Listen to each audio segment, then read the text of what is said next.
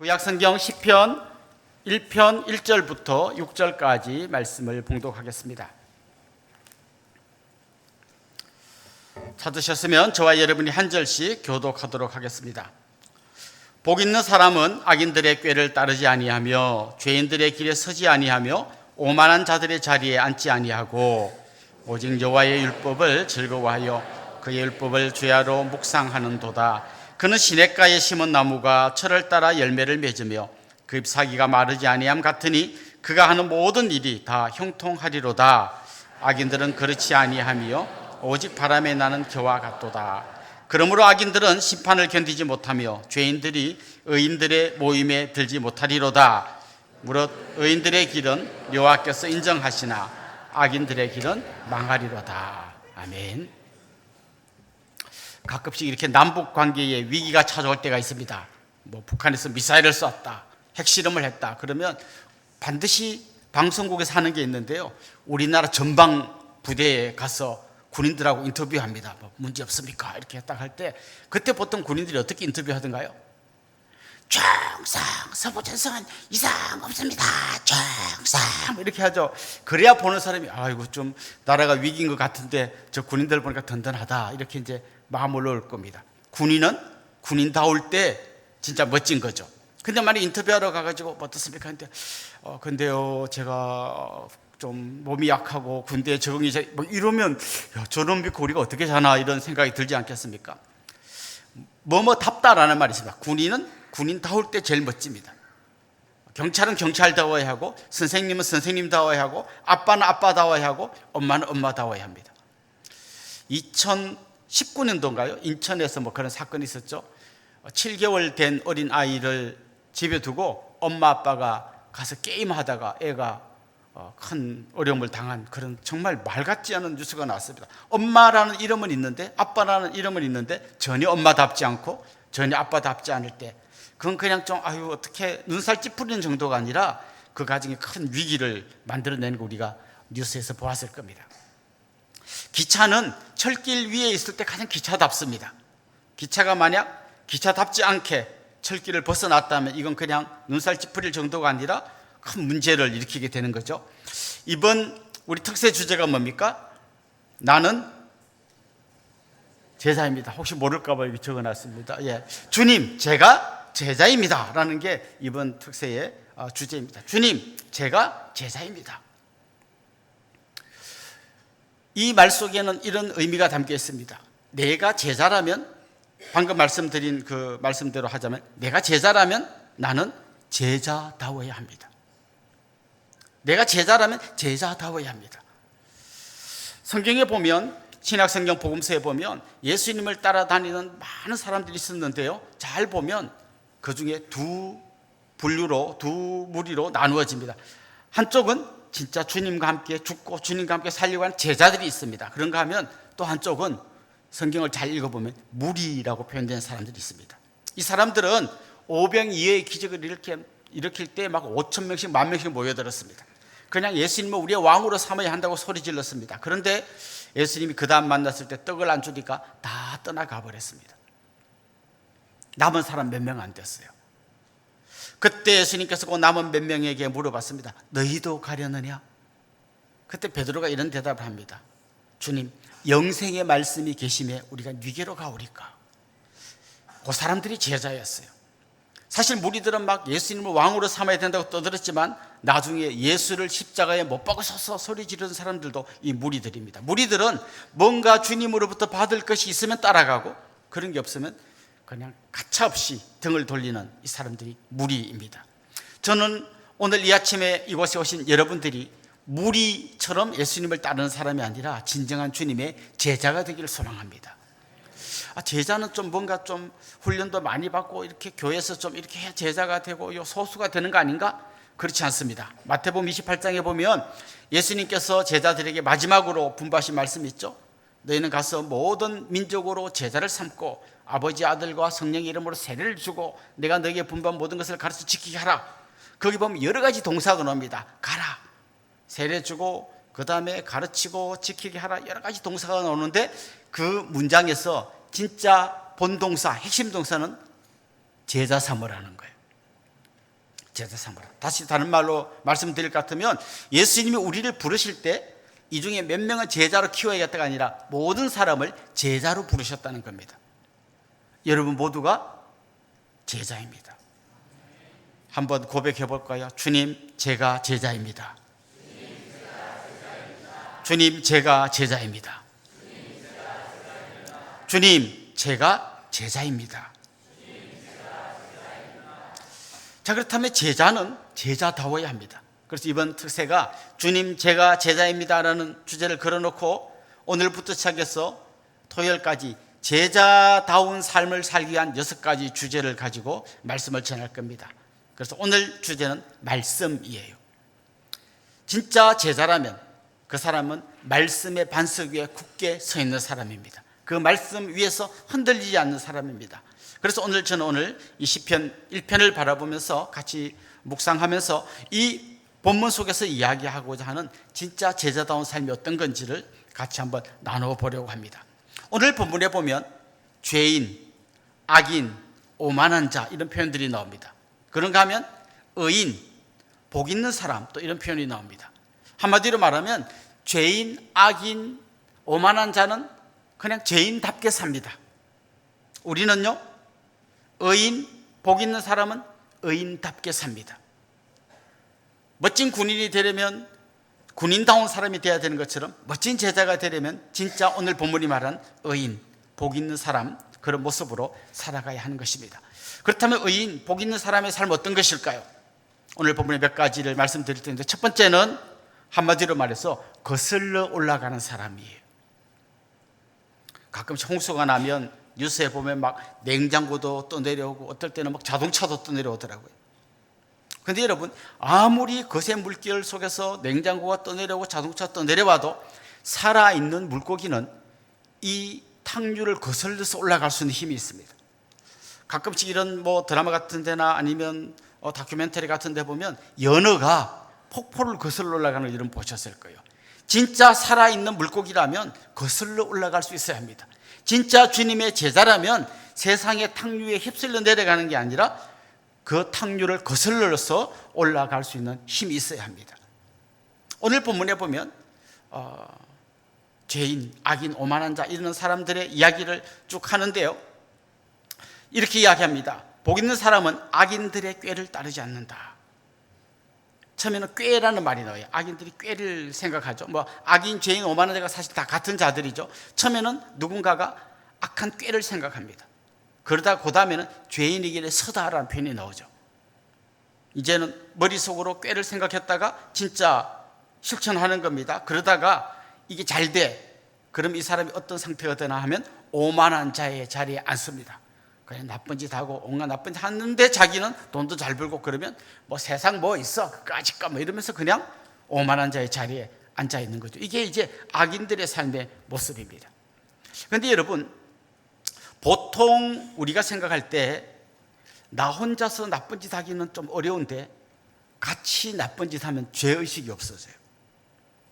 빨간 신호등이 켜져 있는데 아무도 안 걷는데 나 혼자 걷는 거, 이거는 금방 눈에 띄고 잘 못합니다. 그런데 분명히 빨간불인데 한 20명 되는 사람들이 다 막 건너. 그 보통 어떻게 합니까? 이렇게 보다가 이거 건너도 되는 데인가 하고 다 따라 건넙니다. 남들이 다 악한 길로 가면 거기에 대한 죄의식이 별로 없습니다. 오래전에 여러분 기억하실지 모르겠는데 우유에 멜라민이라는 성분이 들어간 게 많이 검출돼서 막 거기에 잡혀가고 이런 얘기 들어보셨을 겁니다. 전문 지식이 없는 우리들은 이게 뭔가 읽어도 사실 뭔지 잘 모르겠어요. 내용은 이런 겁니다. 우유가 진짜 좋은 우유인지 나쁜 우유인지를 이제 시험하는데 단백질 함유량을 가지고 시험한다는 거예요. 단백질이 많이 들어간 거 좋은 우유가 되는데 물을 탄다든지 그러면 단백질 함유량이 뚝 떨어질 거 아니에요. 그런데 이 단백질이 얼마나 들었는지를 검사하기가 되게 비용이 많이 들고 어렵대요. 그런데 대신에 뭘 검사하냐면 여기에 질소 성분이 얼마나 든지를 검사하면 거의 그 값이나 단백질 함유량 값이나 비슷하대요. 그래서 질소가 많이 함유된 멜라민을 섞어 넣으면 단백질 함유량이 굉장히 많은 우유로 검출이 된다는 거예요. 못 알아들어도 상관없습니다. 그래서 많은 사람들이 물을 많이 탄 다음에 거기다가 멜라민이라고 하는 이상한 걸 넣으면 검사하면 단백질 함유량이 높은 우유로 나온다는 거예요. 여러분 들어도 뭔지 모르겠죠? 그런데 이런 머리가 돌아가는 악인이 있다는 거죠. 그래서 그 악인이 먼저 그걸 따기가 돈을 많이 버는 거예요. 그러다가 자기 친한 사람한테 알려주는 거예요. 이렇게 하면 되지. 그랬더니 그래 나도 해볼까 했더니 또 되는 거예요. 그러면서 전부 다 악인의 꾀를 따르는 거예요. 분명히 잘못된 걸 알면서도 그냥 1명, 2명, 3명, 4명, 10명, 20명이 막 따라가는 거예요. 그래서 돈을 많이 벌고 잘 되는 것 같죠? 나중에 들통나가지고 다 잡혀갑니다. 근데 의인들은 이 악인들의 꾀를 따르지 않는다는 거예요. 남들이 그렇게 한다고 같이 휩쓸려 가지 않는다는 거죠. 거슬러 올라갈 수 있어야 한다는 겁니다. 진짜 제자라면 세상 사람들 다 한다고 그냥 휩쓸려 가는 게 아니라 그게 잘못된 거라면 거슬러 올라갈 수 있는 힘이 있어야 진짜 주님의 제자가 되는 것입니다.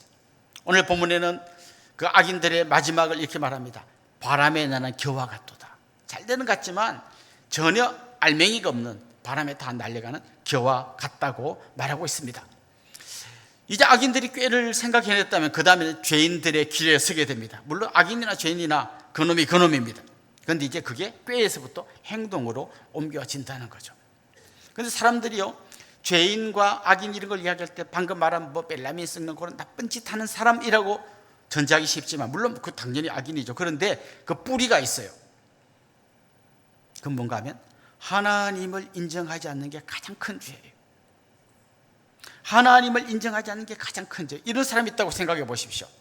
자기 아버지를 평생 찾아가지도 않고 그냥 아버지 무슨 인사도 한마디도 안 하고 용돈도 안 드리고 그냥 아버지하고 아예 담 쌓고 사는 사람이 지나가는 거지 보고 5,000원 준다고 와, 저 사람 참 훌륭한 사람이다 그렇게 말할 수 있겠습니까? 자기를 만든 하나님과 담을 쌓고 그냥 세상에서 나름대로 착하게 산다 그걸 훌륭한 사람이라고 말할 수 있겠습니까? 죄 중에 가장 큰 죄는 하나님을 인정하지 않는 죄예요. 오만한 자, 결국 이게 어떤 겁니까? 하나님을 주인으로 삼는 대신에 내가 내 인생의 주인이 되는 겁니다. 내가 원하는 걸 내 마음대로 할 수 있다고 생각하고 그냥 자기가 인생의 주인이 되는, 하나님이 주인됨을 거부하는, 마치 아담과 하와가 선악과를 먹으면서 나도 하나님과 같이 될 수 있다, 나도 선과 악을 분별할 수 있다 하고 그 자리에 올라가는 것처럼 그런 인생을 사는 사람들, 그 사람들이 결국은 오만한 자가 되는 거죠. 그런데 성경 뭐라고 이야기합니까? 복 있는 사람은 그들의 꾀에 휩쓸려 떠내려가지 않는다는 겁니다. 그들의 길에 서고 그들의 자리에 앉지 않고 오히려 거슬러 올라갈 수 있어야 이 사람이 진짜 복 있는 사람이고 이 사람이 진짜 의인이고 이 사람이야말로 진정한 제자인 줄로 믿습니다. 두 번째로 오늘 본문에 보면 복 있는 사람의 특징이 나오는데 말씀대로 사는 사람이에요. 방금 좀 전에 악인, 죄인, 오만한 자라고 말씀을 드렸는데 이게 잘못된 악인지 죄인지 오만한 건지 어떻게 합니까? 많은 사람이 따라가면 그거 옳은 거고 많은 사람이 안 따라가면 그게 잘못된 겁니까? 우리 민주주의는 다수결이기 때문에 그냥 많은 사람이 지지하면 그게 정의인 것처럼 생각될 때가 굉장히 많습니다. 그런데 무엇이 악인지 무엇이 죄인지 무엇이 오만한 것인지를 밝혀주는 기준이 되는 게 있는데 그게 바로 하나님의 말씀이에요. 하나님의 말씀이 잘못됐다면 아무리 많은 사람이 박수치면서 따라가도 그 길은 잘못된 길이에요. 예를 들면 낙태라든지 동성애라든지 이런 게 요즘은 점점 머리가 좀 깨어있고 뭔가 좀 공부 좀 한 사람은 이런 거를 옳다 해야 좀 뭔가 깨어있는 깨시민인 것처럼 보이고 그거 반대하는 사람은 약간 꼴통처럼 보는 게 오늘 이 시대의 문화처럼 보입니다. 그러나 성경 분명히 말합니다. 악은 악이고 죄는 죄고 오만한 건 오만한 거다. 성경이 악이라고 하는 게 악이고 죄라고 하는 게 죄입니다.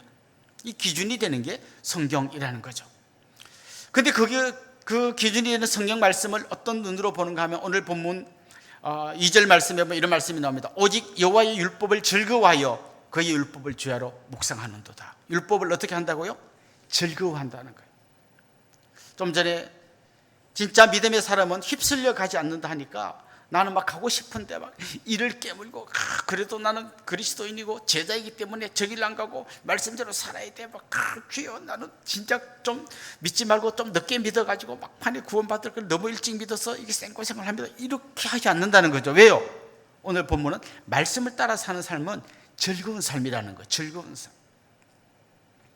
노너 옥야편에 이런 문장이 있습니다. 알기만 하는 사람은 좋아하는 사람만 못하고 좋아하는 사람은 즐기는 사람보다 못하다. 이걸 누가 좀 현대적인 말로 이렇게 다르게 번역을 해놨어요. 천재는 노력하는 사람을 이길 수 없고 노력하는 사람은 즐기는 자를 이길 수 없다. 하나의 말씀은 막 억지로 막 그냥 막 하는 게 아니라 즐겁게 하는 거예요. 오늘 본문 이야기합니다. 이 말씀대로 사는 사람은 마치 시냇가에 심은 나무처럼 때를 따라 그 공급되는 그 풍성한 물이 있기 때문에 열매를 맺고 굉장히 멋진 모습으로 살아간다는 거예요. 여러분 진짜 이 하나의 말씀대로 살면 어떻게 되는지 한 번만 실천을 해보십시오. 가정에서 남편을 존경하고 아내를 사랑하십시오. 전하 우리 집은 안 됩니다. 나는 하려고 하는데 남편이 보조를 안 맞춰줍니다. 우리 집은 30년 동안 안 되어 온 걸 제가 잘합니다. 온갖 핑계 대지 말고 진짜 이 남편을 진심으로 존경하고 이 아내를 내 생명 다해서 사랑하는 것을 하루만이라도 실천해 보십시오. 막 여러분 마음속에 막 분노가 일어나면서 막 이런 게 아니라 하면 할수록 우리 가정이 천국으로 변하는구나, 이걸 경험하게 될 거예요. 막 남에게 복수하고 막 쌍욕을 하고 대들고 싸우고 막 이런 악바리로 살아가야 뭔가 인생이 풀릴 것 같지만 정말 주님 말씀대로 용서하고 자비를 베풀고 어려운 사람 손잡아주고 그때 진정한 행복이 찾아오는 거예요. 어제 한 신문사, 우리 지역 신문사에 오신 분들과 잠깐 인터뷰를 했는데요, 이분이 굉장히 궁금해하는 게 있어요.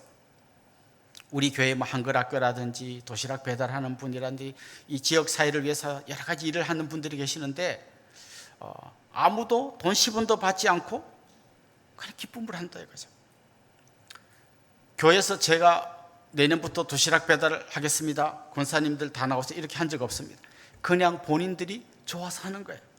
오늘 새벽에 이 폭우가 내리는데 우산을 들고 교통 안내를 하는 분, 새벽 더 일찍 나와서 아픈 손가락으로 기타를 치는 우리 학생들, 그 안에 즐거움이 있는 거예요. 왜요? 말씀대로 사는 삶은 억지로 이빨 깨물고 사는 삶이 아닙니다. 그 안에 즐거움이 있는 거예요.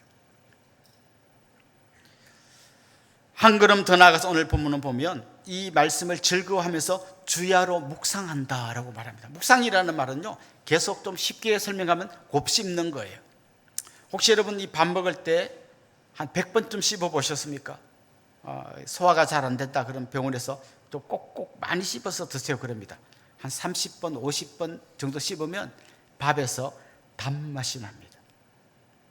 하나의 말씀도요, 그냥 휙 귀로 듣고 눈으로 잠깐 보고 하면 그냥 다 스쳐 지나가지만 이 말씀을 한 번 더 생각하고 한 번 더 보고 묵상하고 또 오후에 또 묵상하고 저녁에 묵상한 말씀을 갖고 글을 쓰고 그러다 보면 나도 모르는 사이에 이 말씀의 단맛이 느껴지는 거죠. 보통 시험 공부할 때 많은 학생들이 벼락치기란 가죠.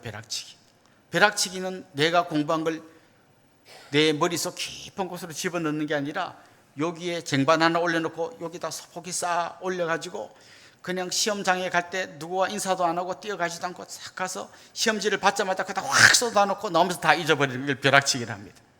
우리가 말씀을 들을 때 이런 식으로 많이 듣습니다. 분명히 오늘 말씀을 듣는데 문 열고 나가면서 다 잊어버렸어요. 그게 아니라 이 말씀이 내 귀로 들리고 내 눈으로 보이는데 이게 내 머릿속에 깨달아지고 이게 내 마음에 내려와서 가슴을 적시고 내 이 골수, 세포, 저 구석까지 다 말씀이 들어가서 진짜 이 말씀 때문에 내 삶이 새로워지는 거, 이게 진짜 의인의 삶이고 복 있는 사람의 삶이고 이게 바로 제자의 삶이라는 것이죠. 마지막으로 진짜 주님을 따르는 의인, 복 있는 사람은 어떤 삶을 사는가? 공동체와 함께합니다. 여러분 오늘 우리 이 시편 1편을 잘 읽어보면요, 처음에 복 있는 사람은 악인들, 죄인들, 오만한 자들하고 거기에 따라가지 않는다고 되어 있어요. 거기에 보면 복 있는 사람이란 말이 단수로 나와 있어요. 한 명. 그런데 죄인, 악인들, 오만한 자들은 복수로 되어 있어요. 처음에는 분명히 이 사람이 말씀대로 살려고 할 때 죄인들, 악인들, 오만한 자들에게 둘러싸여서 혼자 정말 믿음 생활을 하는 거예요. 그런데 나중에 저 끝에 가보면요, 의인들의 회중이라는 말이 나옵니다. 분명히 한 명씩 외롭게 주님 말씀대로 살려고 거슬러 올라가느라고 애쓰는 것 같지만 이런 사람들이 한 명, 두 명 모여서 의인들의 회중을 만들 때 그때 힘이 생기는 거예요. 다시 말해서 진짜 우리가 복 있는 사람의 삶을 살려면 공동체와 함께 살아가야 되는 겁니다. 디모데후서 2장 22절에 보면 이런 말씀이 나옵니다. 또한 너는 청년의 정욕을 피하고 주를 깨끗한 마음으로 부른 자들과 그 다음 뭐라 그랬습니까? 함께 의와 믿음과 사랑과 화평을 따르라. 혼자 하면요 오래 못 갑니다. 그냥 함께 하면 더 멀리까지 갈 수 있습니다. 여러분 이렇게 한번 돌아보십시오.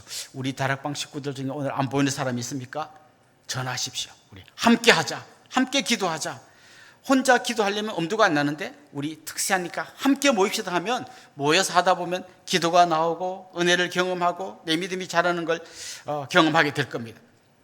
다락방 식구들과 함께 하십시오. 외로운 제자 이런 건 말이 안 되는 말입니다. 제가 자주 예를 드는 건데 둥근 사각형 한번 그려볼 수 있겠습니까? 둥근 사각형 말이 안 되는 말이잖아요. 외로운 제자 이거 말 안 되는 말입니다. 정말 공동체와 함께하는 제자. 잠언에 보면 철이 철을 날카롭게 한다. 서로가 서로를 빛나게 하고 서로가 서로를 격려하고 서로가 서로를 세워주는 게 하나님의 원리인 것입니다. 이렇게 우리가 특세로 같이 모여서 기도하는 것은 함께 의인의 삶, 제자의 삶을 살아보려고 하는 것이죠. 코로나 이후에 많은 사람들이 유튜브에서 못 나오고 있습니다.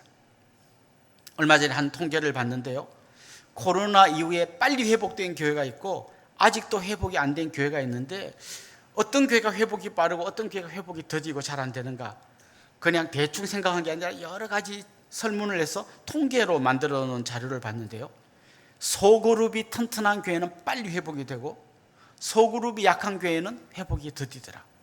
제가 왜 그럴까 생각해 봤어요. 소그룹이 약한 교회는 주로 어떤 교회인가 하면 목사님이 굉장히 유명한 분이에요. 그 목사님 설교를 듣기에 많은 사람들이 모여듭니다. 근데 소그룹이 없어요.